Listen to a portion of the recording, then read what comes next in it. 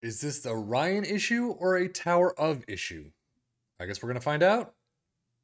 This one is called After Babel. I don't know if it's the Tower of Babel or Ryan Babel. I don't know, but it is a 433 version 1.2. That's all that there is on the page. I mean, there's screenshots and things like that.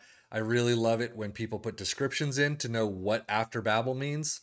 Unfortunately, we're not going to find out this time around unless someone posts it in the description below. But you can see it is a fairly standard 433 with a couple of interesting choices. Trequartista is up front ish. You got an inverted fullback there. So we're going to take a look at the tactic itself more in depth later on in the video, but we are going to check it out with our three teams of Liverpool and Aston Villa in the Premier League and our championship side of Ipswich Town. So with all that said, let's jump at the Premier League and see how our teams did. Well, unfortunately, in the Premier League, it does not look like either team did all that great. Aston Villa not doing too bad. I guess fifth place is kind of the mediocre area, but 72 points, 68 goals. Liverpool with 91 goals, nice attacking wise, but 75 points is definitely a lot lower than usual. Schedule wise for Liverpool, doing quite well. Carabao Cup final, beating Aston Villa. There you go, with a Carabao Cup trophy 5-4. Very well done. Unfortunately, the FA Cup final, you got to the final, but you lose out against Man City 0-3. A second trophy, though, does come Liverpool's way. The Europa League final 4-2 over Sporting. You beat some good teams ish, but overall, I mean, two trophies, you can't really shake a stick at that. So yeah, I mean, trophy-wise, Europa League trophy, Carabao Cup trophy, runners-up in the FA Cup, fantastic. Premier League, on the other hand, fourth place, 75 points, not that great. And squad-wise, I mean, you do have some green. It just, I mean, we are used to a lot more. 31 goals though for Nunez, 23 for Salah, assist-wise, 23 for Robertson, not bad at all. And then a 7-4-8 for Salah. Well, Aston Villa, we already know they got to the Carabao Cup final, losing to Liverpool 5-4. That one does hurt. But FA Cup fifth round, you're out really quickly. Well, actually, I mean, after a couple of matches, I guess. But Nottingham Forest 2-3. And an unbeaten run in the Europa Conference League final, 3-0 over Lille. I mean, both teams, two trophies apiece. So overall, I mean, not quite as good as Liverpool. You didn't do very well in the FA Cup at all. Runners up at the Carabao Cup to Liverpool is pretty nice. Winners of the Conference League is fantastic, but fifth place is really just on that average mark. And yes, squad, we're not expecting a ton of green we usually don't see, but 20 goals from Moussa Diaby is a bit down, I guess, but still a pretty nice mark. 18 for Douglas Luiz, 21 assists for Digne. That is fantastic. And then an average rating for Jacob Ramsey of a 7.41. Data hub for Liverpool. I mean, yeah, you got some attacking numbers, down in goals, though, up in dribbles, of course. Goals per game, though, 2.39 goals per game, 0.87 conceded, 0.85 XG against. Aston Villa, it's exact same except lower goals amount, pretty much. Goals per game, 1.79, 1.18 conceded, and 0.96 XG against. Premier League stats, though, Liverpool with 1.97 points per game, 1.89 for Aston Villa in fifth. Most goals, Liverpool in second, though, with 91, so 10 points off of Tottenham. Tottenham, for some reason, gets all the goals for every now and again, but Aston Villa in sixth with 68. Fewest shots against, Liverpool in fourth with 272, Aston Villa with 330. Most possession, 56% for Liverpool, 55 for Aston Villa.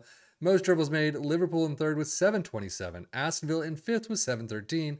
Best pass completion, Aston Villa does get sixth with 88, 87% for Liverpool, and most shots for first for Liverpool with 701, 611 for Aston Villa. But now, how did our championship side of Ipswich Town do?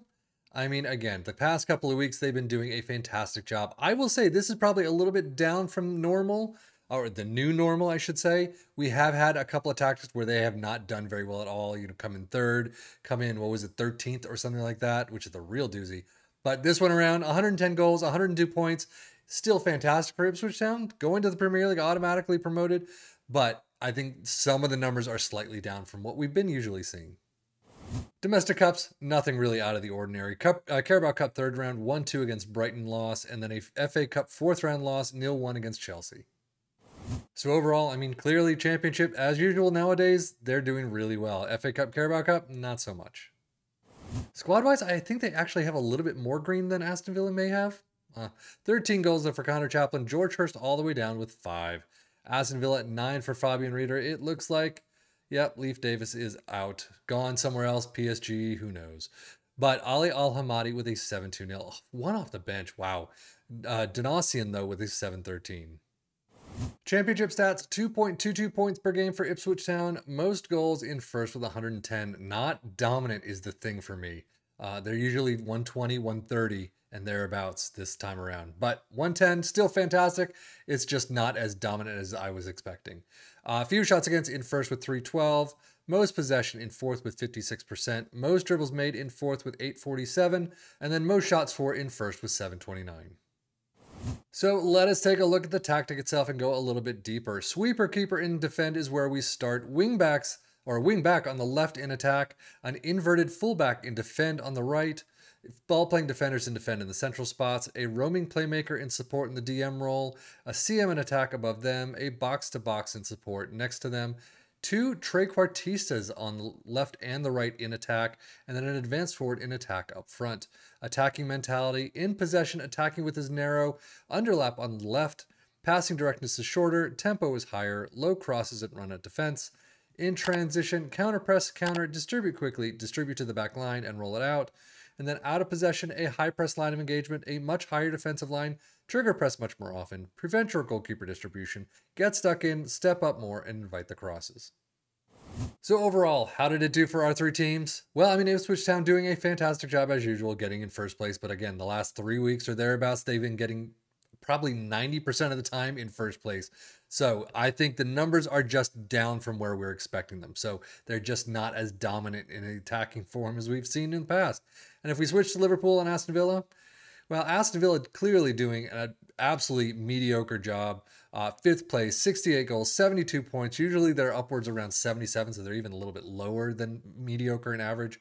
Liverpool, though, in 4th. 75 is about 10 points lower than where they're expecting. I mean, Man City with 84. I think this is definitely one where you're going to have to take the squad and take the tactic and really meld them together really well. You're going to have to play every match. I don't do that here. I'm on a holiday the entire season. You're going to have to get into every match, do your match shouts, do the training for each match, your own transfers, things like that. And I think you could do a much better job. But this time around, in this save at least, it didn't work all that well. But that's it for me, Sevian FM for the Football Manager blog channel, saying thank you as always for watching. Take care and enjoy.